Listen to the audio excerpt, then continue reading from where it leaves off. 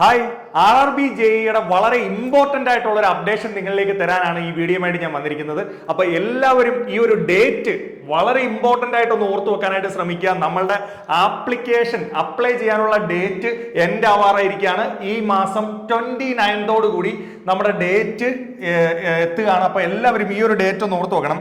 Apply ചെയ്യാത്ത ആരെങ്കിലും ഉണ്ടെങ്കിൽ, എക്സാമിന് അപ്ലൈ ചെയ്യാത്ത ആരെങ്കിലും ഉണ്ടെങ്കിൽ ഈ 29 മുമ്പ് റെയിൽവേ ജൂനിയർ എഞ്ചിനീയർ എക്സാമിന് വേണ്ടി അപ്ലൈ ചെയ്യാനായിട്ട് ശ്രമിക്കുക. ഇനിയും അറിയാത്ത ആളുകളൊക്കെ ഉണ്ടായിരിക്കും. അപ്പോൾ ബിടെക് ഒക്കെ കഴിഞ്ഞ് ഡിപ്ലോമയൊക്കെ കഴിഞ്ഞ് നമ്മുടെ സ്ട്രീമിൽ തന്നെ വർക്ക് ചെയ്യണമെന്ന് ആഗ്രഹിക്കുന്ന ആരെങ്കിലും ഉണ്ടെങ്കിൽ നിങ്ങൾക്ക് റെയിൽവേയിൽ ഒരു ജോലി നേടിയെടുക്കാനുള്ള ഒരു അവസരമാണ്. റെയിൽവേ ജൂനിയർ എഞ്ചിനീയറിന്റെ നോട്ടിഫിക്കേഷൻസ് വന്നിരിക്കുന്നു. ലാസ്റ്റ് ഡേറ്റ് എന്ന് പറയുന്നത് 29 ആണ്. അപ്പോൾ ഇനിയും അറിയാൻ ആരെങ്കിലും ഉണ്ടെങ്കിൽ, നിങ്ങളുടെ സുഹൃത്തുക്കളോ അല്ലെങ്കിൽ സഹോദരങ്ങളോ ആരെങ്കിലും ഒക്കെ ഉണ്ടെങ്കിൽ നിങ്ങൾ അവരിലേക്ക് ഒന്ന് ഷെയർ ചെയ്ത് കൊടുക്കാനായിട്ട് ശ്രമിക്കുക. അപ്പൊ അതുപോലെ തന്നെ വളരെ പ്രധാനപ്പെട്ട ഒരു കാര്യം കൂടെ പറഞ്ഞോട്ടെ. ഇതിന്റെ ഏജ് ലിമിറ്റ് കൃത്യമായിട്ടൊന്ന് അറിഞ്ഞിരിക്കണം. പല ആളുകൾക്കും ഏജ് ലിമിറ്റ് എത്രയാണെന്ന് അറിയാത്ത ആളുകളുണ്ട്. 36 വരെ ഇപ്രാവശ്യം നമുക്ക് എക്സാമിന് അപ്ലൈ ചെയ്യാനായിട്ട് സാധിക്കും. OBC അതുപോലെയുള്ള മറ്റ് കാറ്റഗറി ആളുകൾക്ക് ഒരു 3 to 5 ഇയർ റിലാക്സേഷൻ ഒക്കെ വരുന്നുണ്ട്. അപ്പൊ അത്യാവശ്യം ഏജ് ലിമിറ്റ് ഉള്ള ഒരു പരീക്ഷയാണ് റെയിൽവേ ജൂനിയർ എഞ്ചിനീയർ എക്സാം എന്ന് പറയുന്നത്. അപ്പൊ അതുകൊണ്ടാണ് ഞാൻ ഈ ഒരു കാര്യം കൂടെ കൃത്യമായിട്ട് നിങ്ങളെ ഒന്ന് ഓർമ്മിപ്പിക്കുന്നത്. അപ്പൊ എല്ലാവരും ഇതൊന്ന് ഓർത്ത് വെക്കണം. ഈ ഡേറ്റ് എക്സാമിന്റെ ഏജ് ലിമിറ്റ് 36 ആണ്. അതുപോലെ തന്നെ വേക്കൻസി 7951 വേക്കൻസിയാണ് ഇപ്പോൾ വന്നിരിക്കുന്നത്. ചിലപ്പോൾ ആ വേക്കൻസി ഇൻക്രീസ് ചെയ്യാനുള്ള ചാൻസ് ഉണ്ട്. ഇപ്പൊ നടന്ന ടെക്നീഷ്യന്റെ വിളിച്ചതിന്റെ ഒക്കെ വേക്കൻസി ഇൻക്രീസ് ചെയ്തിട്ടുണ്ട്. അതുകൊണ്ട് തന്നെ ചിലപ്പോൾ RRB ജൂനിയർ എഞ്ചിനീയറിന്റെയും വേക്കൻസി ഇൻക്രീസ് ചെയ്യാനുള്ള ചാൻസ് ഉണ്ട്. അപ്പൊ അതൊന്ന് കൃത്യമായിട്ട് എല്ലാവരും വേക്കൻസി കൂടി ഒന്ന് മനസ്സിലാക്കി അപ്ലൈ ചെയ്യാനായിട്ട് ശ്രമിക്കുക. അപ്പോൾ കുറെ പേര് ചോദിച്ചിട്ടുണ്ട്, സാർ എങ്ങനെയാണ് ഈ എക്സാമിന് അപ്ലൈ ചെയ്യുന്നത് എന്നുള്ള കാര്യങ്ങളും അതുപോലെ തന്നെ എന്തൊക്കെയാണ് ഈ എക്സാമിന് വേണ്ടുന്നതെന്നും വളരെ കൃത്യമായിട്ട് എങ്ങനെയാണ് ഈ എക്സാമിന് വേണ്ടി പ്രിപ്പയർ ചെയ്യേണ്ടതെന്നും ചോദിച്ച ആളുകളുണ്ട്. അവർക്ക് വേണ്ടി ഒരിക്കൽ കൂടെ ഞാൻ കൃത്യമായിട്ട് എങ്ങനെ നിങ്ങൾ ഈ എക്സാമിന് വേണ്ടി പ്രിപ്പയർ ചെയ്ത് തുടങ്ങണമെന്ന് കറക്റ്റായിട്ട് പറഞ്ഞുതരാം. പല ആൾക്കാരും ചോദിക്കുന്നുണ്ട്, സാർ എന്നാണ് പരീക്ഷ? അപ്പോൾ ഈ എക്സാമിന്റെ നോട്ടിഫിക്കേഷൻ 29 കൂടി എൻഡ് ചെയ്യും. റെയിൽവേയുടെ കുറെ എക്സാമുകളുടെ നോട്ടിഫിക്കേഷൻസ് വന്ന് നമ്മൾ അപ്ലൈ ചെയ്ത എക്സാമിന് വേണ്ടി വെയിറ്റ് ചെയ്യാണ്. അപ്പോൾ ആ കൂട്ടത്തിലേക്കാണ് ഇപ്പോൾ ജൂനിയർ എഞ്ചിനീയർ കൂടെ വരാനിരിക്കുന്നത്. ഇതിന് പ്രിപ്പയർ ചെയ്ത് തുടങ്ങേണ്ടത് ഇതിന്റെ എക്സാമിന്റെ പാറ്റേൺ കൃത്യമായിട്ട് മനസ്സിലാക്കുക. എങ്ങനെയാണ് ഇതിന്റെ എക്സാമിന്റെ പാറ്റേൺ? ടയർ 1 എന്ന് പറയുന്നത് പ്യുവർലി നോൺ ടെക്നിക്കൽ പരീക്ഷയാണ്. അതുകൊണ്ട് തന്നെ നമ്മളിപ്പോൾ എഞ്ചിനീയറിംഗ് സ്ട്രീമിലെ ഒരു എക്സാം ആണ് എഴുതുന്നതെങ്കിൽ പോലും ഇതിനകത്ത് ടയർ 1 എന്ന് പറയുന്നത് പ്യുവർലി നോൺ ടെക്നിക്കൽ എക്സാം ആണ്. അതുകൊണ്ട് ഇതൊരു ടെക്നിക്കൽ പരീക്ഷയാണോ എന്ന സംശയം പല ആളുകൾക്കും ഉണ്ട്. അപ്പോൾ ടയർ 2-ൽ മാത്രമാണ് എന്ത് വരുന്നത്? ടെക്നിക്കലിന്റെ ഒരു ഏരിയ, അതായത് നിങ്ങൾ പഠിച്ച സബ്ജക്റ്റിന്റെ ഒരു ഏരിയ വരുന്നത്. അപ്പോൾ ടയർ 1 ക്വാളിഫൈ ചെയ്യുന്ന ആളുകൾക്ക് മാത്രമേ ടയർ 2-ന്റെ പാർട്ട് എഴുതാനായിട്ട് പറ്റുള്ളൂ. അപ്പോൾ ടയർ 2 എഴുതുന്നതിന് മുമ്പേ നിങ്ങൾ വൃത്തിയായി തന്നെ എന്ത് പഠിച്ചിരിക്കണം? ടയർ 1 എക്സാമിന് വേണ്ടി പ്രിപ്പയർ ചെയ്തിരിക്കണം. പലപ്പോഴും നമ്മുടെ അക്കാഡമിയിൽ കാണുന്നതെന്ന് വെച്ച് കഴിഞ്ഞാൽ ബിടെക് ഒക്കെ കഴിഞ്ഞ് അല്ലെങ്കിൽ ഡിപ്ലോമ കഴിഞ്ഞ ആളുകൾക്ക് ഈ നോൺ ടെക്നിക്കൽ പാർട്ട് പഠിക്കുന്നതിന് ഒരു അല്പ ബുദ്ധിമുട്ടായിട്ട് വരുന്നതായിട്ട് കാണുന്നുണ്ട്. അപ്പോൾ നിങ്ങൾ ആ ഒരു അലസതയൊക്കെ മാറ്റി പ്രിപ്പയർ ചെയ്യാനായിട്ട് തയ്യാറാവണം. ഏതൊക്കെയാണ് നിങ്ങൾ പ്രയോറിറ്റി കൊടുക്കേണ്ടത് അല്ലെങ്കിൽ പഠിക്കേണ്ടത് എന്ന് ചോദിച്ചാൽ ഞാൻ പറഞ്ഞുതരാം. മാത്സ് നമുക്ക് നല്ല വെയിറ്റേജോടുകൂടി ഉണ്ട്. മാത്സ് ഒക്കെ അത്യാവശ്യം ബിടെക് കഴിഞ്ഞ ഡിപ്ലോമ കഴിഞ്ഞ വിദ്യാർത്ഥികൾക്ക് പഠിക്കാൻ താല്പര്യമുള്ള സബ്ജക്റ്റ് ആണ്. 30 ക്വസ്റ്റ്യൻസ് 30 മാർക്ക് ആ ഒരു ഏരിയ നമുക്ക് കവറപ്പ് ചെയ്ത് കിട്ടുന്നുണ്ട്. 30 മാർക്കാണ് ഏതിൽ നിന്ന് വരുന്നത്? മാത്സിൽ നിന്ന് വരുന്നത്. ഇനി അതുപോലെ തന്നെ നിങ്ങൾക്ക് അത്യാവശ്യം അറിയാവുന്ന ഒരു ഏരിയ ആണ് general intelligence and reasoning. Reasoning എന്ന് വെച്ചാൽ ലോജിക്ക് നമ്മുടെ ചെക്ക് ചെയ്യുന്ന ഒരു പാർട്ടാണ്. ഏകദേശം 25 മാർക്കാണ്. അപ്പൊ തന്നെ എത്ര മാർക്കായി? ടോട്ടൽ 55 മാർക്സ് ഈ ഒരു ഏരിയയിൽ നിന്നാണ്. അപ്പൊ മാത്സും റീസണിങ്ങും ഒക്കെ ഇഷ്ടപ്പെടുന്ന ആളുകൾക്ക് ഒരു 55 മാർക്ക് നമ്മുടെ CBT 1 എക്സാമിന് വേണ്ടി ക്വാളിഫൈ ചെയ്യാൻ സാധിക്കുന്നത് ഈ 2 സബ്ജക്റ്റിൽ നിന്നാണ്. പിന്നെ എവിടെയാ വെയിറ്റേജ് കിടക്കുന്നത്? പിന്നെ നല്ലൊരു വെയിറ്റേജ് കിടക്കുന്നതെന്ന് പറയുന്നത് ഏത് പാർട്ടാണ്? ജനറൽ സയൻസ് ആണ്. ജനറൽ സയൻസ് എന്ന് പറഞ്ഞു കഴിഞ്ഞാൽ നമ്മുടെ ഫിസിക്സ്, കെമിസ്ട്രി, ബയോളജി ഈ 3 സബ്ജക്റ്റുകളാണ് പ്രധാനമായിട്ടും വരുന്നത്. അതിലൂടെ നമുക്ക് 30 മാർക്സ് സ്കോർ ചെയ്യാനായിട്ട് സാധിക്കും. അപ്പൊ ടോട്ടൽ ഒരു 85 മാർക്സ് എഞ്ചിനീയറിംഗ് സ്ട്രീമിൽ പഠിച്ചിട്ടുള്ളവർക്ക് അവരുടെ സബ്ജക്റ്റ് അല്ല എങ്കിൽ പോലും നിങ്ങൾക്ക് പഠിച്ചെടുക്കാൻ കഴിയുന്ന സബ്ജക്റ്റുകളായ മാത്സും റീസണിങ്ങും ജനറൽ സയൻസും പോലെയുള്ള സബ്ജക്റ്റുകളാണ്. അതുകൊണ്ട് പ്യുവർലി GK ആണ് അല്ലെങ്കിൽ GK പഠിക്കണം എന്ന് വിചാരിച്ചൊന്നും ആരും RRB JEE എക്സാമിന് വേണ്ടി പ്രിപ്പയർ ചെയ്യാതിരിക്കരുത്. മാത്സ് പഠിക്കാൻ താല്പര്യമുള്ളവര് അല്ലെങ്കിൽ റീസണിങ് പഠിക്കണമെന്ന് ആഗ്രഹമുള്ള ആളുകൾക്ക് കൃത്യമായിട്ട് പ്രിപ്പറേഷൻ തുടങ്ങാം. ദിശ അക്കാഡമിയുടെ യൂട്യൂബ് ചാനലിൽ നിങ്ങൾ ശ്രദ്ധിച്ചാൽ ധാരാളം വീഡിയോസ് മാത്സിന്റെയും റീസണിങ്ങിന്റെയും ജനറൽ സയൻസിന്റെയും ഒക്കെ വീഡിയോസ് അവൈലബിൾ ആണ്. അപ്പൊ അതിലൂടെ വേണമെങ്കിൽ നിങ്ങൾക്ക് ഇതിന്റെ പ്രിപ്പറേഷൻ നിങ്ങൾക്ക് സ്റ്റാർട്ട് ചെയ്യാം. അപ്പോൾ അതുപോലെ തന്നെ ഒരു 15 മാർക്സ് ലാസ്റ്റ് ഒരു 15 മാർക്സ് ടോട്ടൽ 100 മാർക്സിനാണ് വരുന്നത്.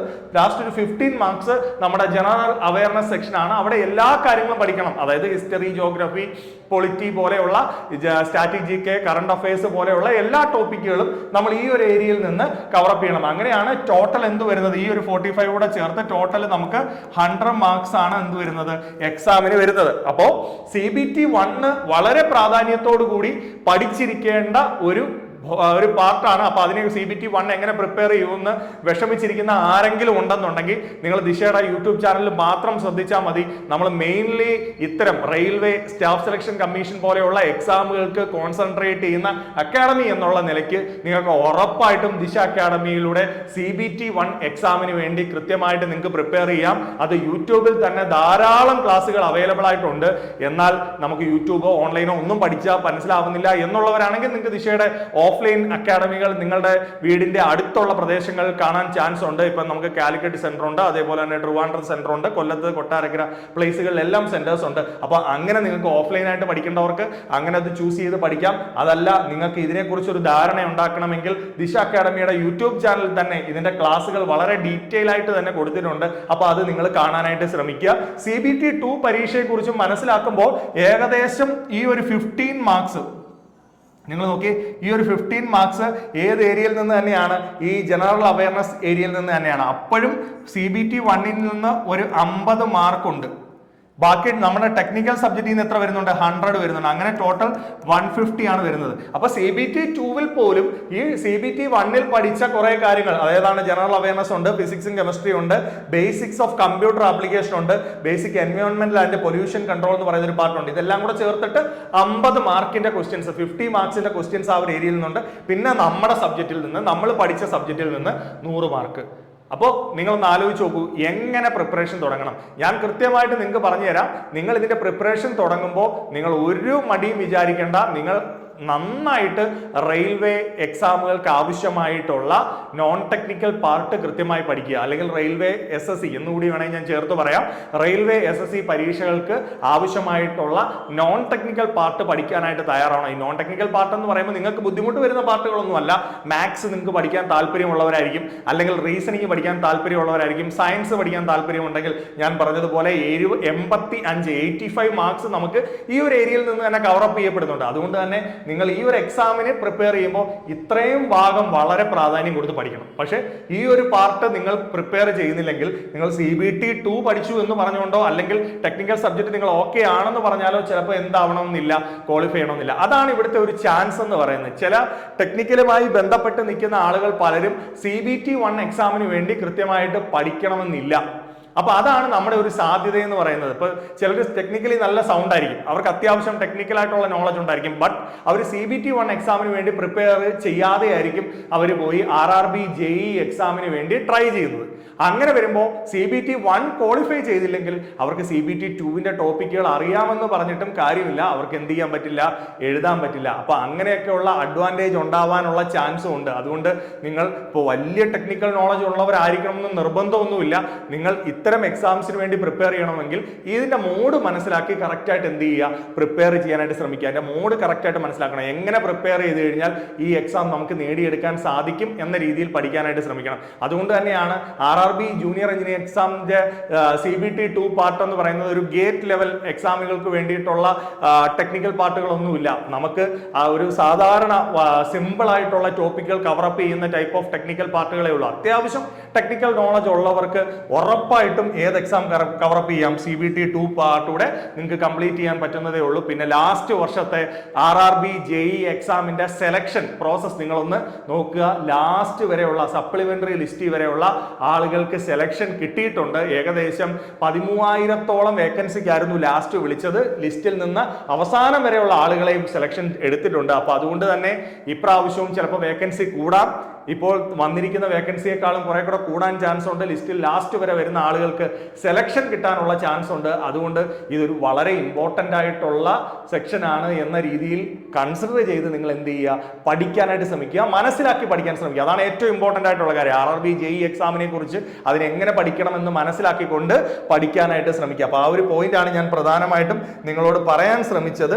നമുക്ക് ദിശ എന്ന് പറയുന്ന നമ്മുടെ ദിശ ലേണിംഗ് ആപ്പ് എന്ന് പറഞ്ഞ പുതിയൊരു ആപ്ലിക്കേഷൻ നമ്മൾ ഈ ഒരു RRB ജൂനിയർ എഞ്ചിനീയർ എക്സാമിനെ ഫോക്കസ് ചെയ്തുകൊണ്ട് സ്റ്റാർട്ട് ചെയ്തിട്ടുണ്ട്. അപ്പൊ അതിലൂടെ നിങ്ങൾക്ക് CBT 1ന്റെ ക്ലാസ്സുകൾ ഇപ്പോൾ തന്നെ ആ ആപ്ലിക്കേഷനിൽ ഡീറ്റെയിൽ ആയിട്ടുള്ള CBT 1ന്റെ ക്ലാസ്സുകൾ ഫ്രീ ആയിട്ടുള്ള കണ്ടന്റ്സ് അവൈലബിൾ ആയിട്ടുണ്ട്.